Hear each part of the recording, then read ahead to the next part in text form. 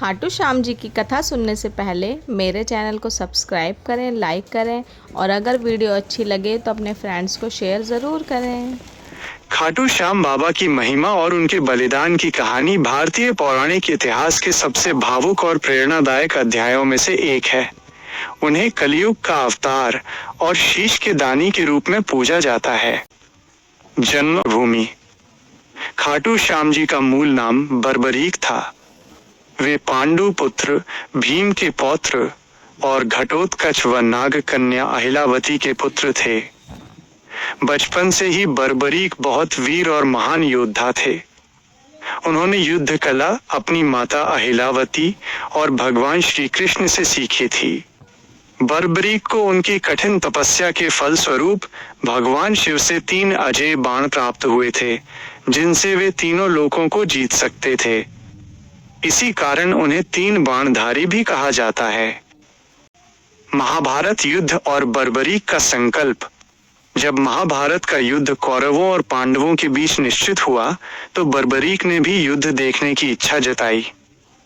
अपनी माता को विदा करते समय उन्होंने वचन दिया कि वे युद्ध में हारने वाले पक्ष का साथ देंगे।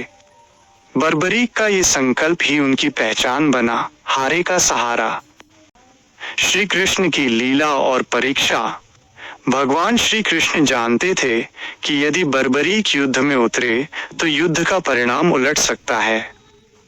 चूंकि कौरवों की सेना हारने लगेगी तो बर्बरीक उनका साथ देंगे और जब पांडव हारने लगेंगे तो वे उनकी ओर हो जाएंगे। इस प्रकार वे अंत में अकेले ही शेष बचेंगे।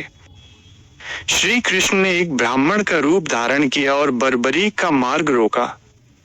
उन्होंने बर्बरीक की वीरता की परीक्षा लेने के लिए कहा कि वे एक बाण से पीपल के पेड़ के सभी पत्तों को छेद कर दिखाएं। चमत्कार। बर्बरीक ने एक बाण चलाया जिसने पेड़ के सभी पत्तों को छेद दिया और अंत में श्री कृष्ण के पैर के ऊपर घूमने लगा, क्योंकि श्री कृष्ण ने एक पत्ता अपने पैर के नीचे छिपा लिया था। शीश का दान। ब्राह्मण रूपी कृष्ण ने बर्बरीक से दान मांगा। बर्बरीक ने सहर्ष स्वीकार किया। तब श्री कृष्ण ने उनसे उनका शीश सिर मांग लिया। बर्बरीक समझ गए कि यह कोई साधारण ब्राह्मण नहीं है। उनके अनुरोध पर श्री कृष्ण ने अपने वास्तविक रूप के दर्शन दिए। बर्बरीक ने खुशी खुशी अपना शीश दान करना स्वीकार किया, लेकिन एक इच्छा जताई। वे महाभारत का पूरा युद्ध देखना चाहते थे। श्री कृष्ण ने उनके शीश को अमृत से सींचकर एक ऊंचे पर्वत की चोटी पर स्थापित कर दिया, जहां से बर्बरीक ने पूरा युद्ध देखा। यह बलिदान फाल्गुन मास की द्वादशी को हुआ था, जिसे आज भी बड़े पर्व के रूप में मनाया जाता है। बर्बरीक का निर्णय और श्याम नाम की प्राप्ति। युद्ध समाप्त होने के बाद पांडवों में इस बात पर बहस होने लगी कि जीत का श्रेय किसे जाता है। तब श्री कृष्ण ने सुझाव दिया कि इसका निर्णय बर्बरीक का शीश करेगा, जिसने पूरा युद्ध देखा है। बर्बरीक के शीश ने कहा, मुझे युद्ध क्षेत्र में केवल श्री कृष्ण का सुदर्शन चक्र घूमता हुआ और द्रौपदी के रूप में महाकाली का खप्पर भरता हुआ दिखाई दिया। बाकी सब तो केवल निमित्त मात्र थे। भगवान श्री कृष्ण बर्बरीक के बलिदान और सत्यनिष्ठा से अत्यंत प्रसन्न हुए। उन्होंने वरदान दिया कि कलयुग में बर्बरीक को श्याम कृष्ण के स्वयं के नाम से पूजा जाएगा। जो भी भक्त सच्चे मन से उनका नाम लेगा उसकी सभी मनोकामनाएं पूर्ण होंगी। वे हारे का सहारा कहलाएंगे। खाटू में मंदिर का निर्माण। कलयुग के आगमन पर राजस्थान के सीकर जिले के खाटू गांव में एक गाय के थनों से स्वतः दूध बहने लगा। जब उस स्थान की खुदाई की गई तो वहां बर्बरीक का वो महान शीश प्रकट हुआ। खाटू के राजा को स्वप्न में मंदिर निर्माण का आदेश मिला।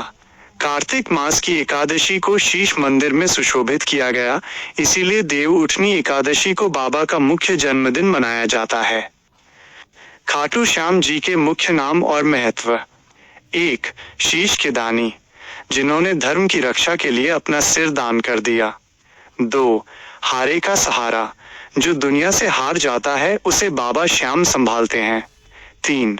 लखदातार, जो मांगने वाले को लाखों गुना करके देते हैं। 4 3 बाणधारी, उनकी अजय शक्ति का प्रतीक। खाटू श्याम बाबा की कहानी हमें सिखाती है कि धर्म और वचन की रक्षा के लिए किया गया त्याग मनुष्य को अमर बना देता है। आज खाटू धाम में लाखों भक्त अपनी झोलियां फैलाकर आते हैं और जय श्री श्याम के जयकारों के साथ खुशियां लेकर लौटते हैं। अगर आप लोगों को खाटू श्याम जी की कथा पसंद आई हो तो प्लीज़ मेरे चैनल को सब्सक्राइब करें, लाइक करें, शेयर करें और कमेंट में जय श्री श्याम ज़रूर लिखें।